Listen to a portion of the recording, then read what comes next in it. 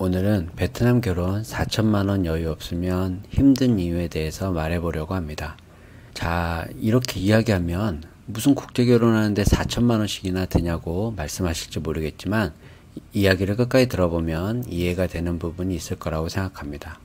국제 결혼을 하려면 보통 업체에 평균 1,300만원 정도 들어갑니다. 표면적으로 900만원을 적은 회사도 있고 1,500만원을 말하는 업체도 있지만 결과적으로 보면 비슷하게 다 들어갑니다.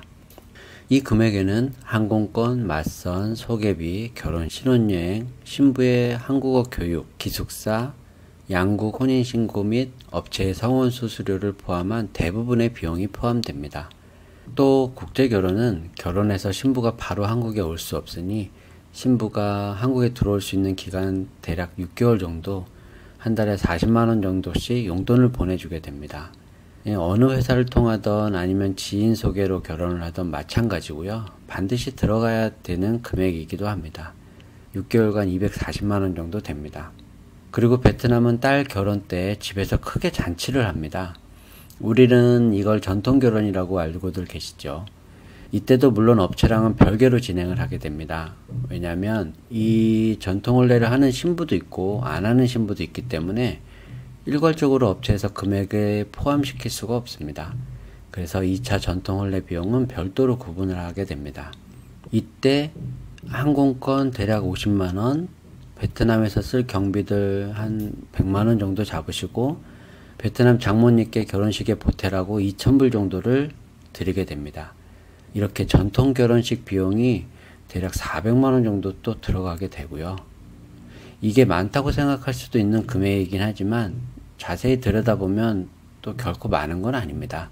베트남 한 집안에서 가장 큰 행사이고 하객 수에 따라 다르겠지만 대부분 500만원 정도 들어가는 1박 2일 동안 치르는 정말 큰 행사입니다. 2,000불이면 대략 반 정도를 신랑이 부담하는 건데 결혼식을 막상 치르고 그 규모와 하객들을 보고 난 다음에는 그렇게 많은 금액이라고 생각들을 안 하시더라고요. 자, 여기까지 업체에게 줘서 진행하는 비용 1,300만원, 개인 경비 150만원, 신부 생활비 6개월치 240만원, 또 2차 전통혼례 올리러 가는데 드는 비용이 400만원. 이렇게 하면 대략 한 2,200에서 2,500만원 정도 국제결혼을 생각하셨다면 들어가는 금액입니다. 이건 결혼을 생각하신 뒤로 신부님이 한국에 입국하는 시점까지 모두를 합한 금액이라고 보시면 됩니다. 또 물론 이제 신부가 너무 보고 싶어서 베트남에 한두 번 더 가시는 분들도 계시죠. 그러면 그만큼의 금액은 당연히 올라가는 거고 그건 이제 개인적인 선택으로 가시는 거니까 이 비용에는 포함을 시키면 안 되겠죠.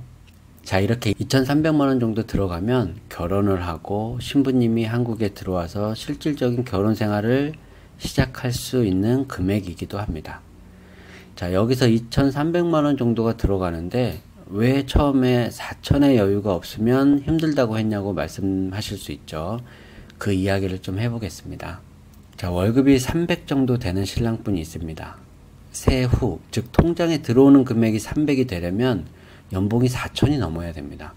이 300이라는 돈이 적게 생각하시는 분들도 계실 거고 많게 생각되시는 분들도 계실 거예요. 근데 서류 진행하다 보면 이보다 적게 받으며 회사 생활 하시는 분들이 더 많았던 것 같습니다. 일단 평균적으로 보면 40세에 연봉 4천, 대출금 없는 전세나 자가가 있고 월 활부금 없는 차가 있다면 즉 한 달에 내가 버는 돈만큼 내가 쓸 수 있는 분은 국제결혼에서 신부와 생활하는데 큰 지출이 없는 달은 무난하게 살 수 있습니다.